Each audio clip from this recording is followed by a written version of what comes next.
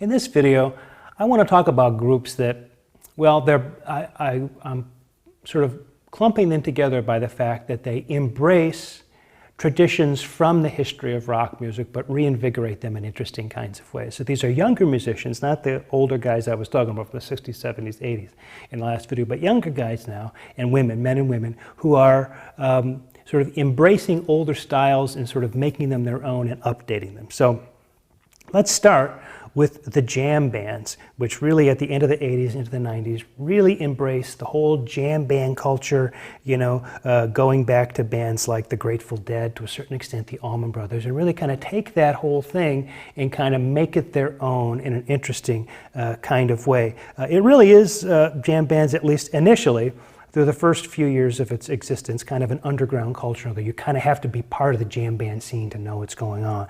But it isn't long before these groups are drawing really, really large crowds. And having large crowds and the band interacting with the crowd and having long sort of periods of improvisation and various kinds of things that go on are very much a part of it. So jam band, like it was for the Grateful Dead, the jam band scene really is all about the live performance itself. Any particular recording is really just a kind of a snapshot. It's really just kind of a souvenir of the moment. In order to really sort of understand jam band culture, you have to go there. You have to be a part of what's going on. An important event for the jam band culture was something called HORDE, H-O-R-D-E, which stood for Horizons of Rock Developing Everywhere. In the summer of 1992, a number of groups sort of banded together to tour together as part of this HORDE tour. The groups involved were Phish, Widespread Panic, Blues Traveler, and the Spin Doctors, each of those groups going on to have a certain, well, in many cases, a lot of success coming initially out of this jam band culture. Maybe the biggest of those, Phish, the band Phish, most sort of associated with the rise of jam bands in the 1990s out of Vermont, led by guitarist Trey Anastasio, but also Widespread Panic out of Athens, Georgia, as I mentioned, Blues Traveler coming out of Princeton, New Jersey, and the Spin Doctors coming out of New York, New York. Coming out of Charlottesville, Virginia, we get the Dave Matthews Band, which I don't know if you really consider them quite exactly a jam band, but certainly it's a band that made its name through constant touring, through developing their live shows with virtuosic playing and lots of improvisation being a part of their live shows. So probably initially in these early days in the 90s, it's probably best to think of Dave Matthews as having more to do with groups like Phish and Widespread Panic than with some of the other groups that are rising. Another approach that is embraced are two groups that drew both on British invasion and progressive rock styles. We call this Britpop, and the two groups I have in mind are Oasis and Radiohead. Oasis, coming out of Manchester in the UK, led by Liam and Noel Gallagher, very Beatles influenced. I can remember seeing those first videos, hearing those first songs, and thinking that it was almost so Beatles influenced that as somebody who grew up listening to the Beatles, I thought to myself, you can't be serious. It sounds so Beatlesque, But they were very serious, and they were very, very successful. The 1994 album definitely maybe went to #1 in the UK, where they had probably a lot more success in the UK than they had in the US, and that's saying something because their success in the US was pretty considerable. But there was a time in the mid-90s where you couldn't go into a club in the UK without hearing an Oasis song playing over the stereo there. The big breakthrough for them probably in this country was What's the Story, Morning Glory in 1995, #4 in this country, #1 in the UK. If you've seen some of the videos that go with this stuff, there are clear references to Yellow Submarine and the kind of animation and various kinds of psychedelia that goes with a lot of Beatles, sort of Chirka, Sgt. Pepper, Magical Mystery Tour, that kind of thing. Anyway, a group that really has got to be considered one of the important bands of the 1990s overall. The other group, Radiohead, has got to be considered one of the important bands to emerge out of the 1990s to continue to have fantastic success and draw tremendous crowds and sell a lot of records. Out of Abington in the UK, led by Tom York, group very much, at least to my ears anyways, kind of Pink Floyd influenced in their dedication to electronic kinds of sounds and atmospheres and ambiences.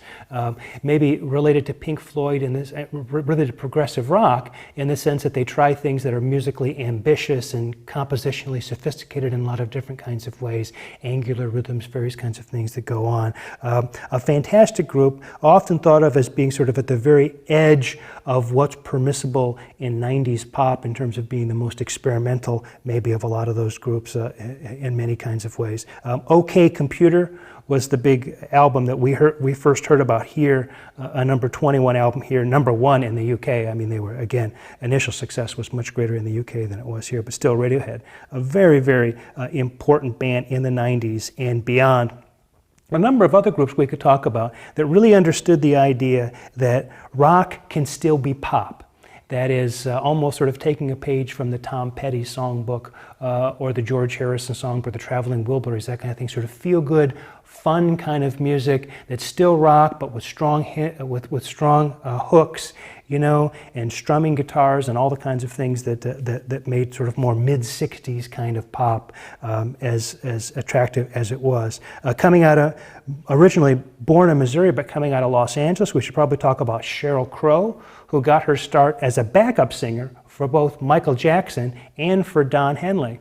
She put out an album in 1993 called Tuesday Night Music Club, number 3 in this country, number 8 in the UK, and had a couple of really good singles on it, All I Want to Do and Strong Enough. Sheryl Crow I've always thought of as a kind of female, not equivalent, but a very, very similar to Tom Petty in a lot of different kinds of ways. And so her music, again, a lot of indebtedness to maybe a sort of a 60s mentality of the pop hook and the song being the important thing. When we're going to talk about feel-good groups, we cannot pass over Hootie and the Blowfish from Columbia, South Carolina, led by the vocals of Darius Rucker.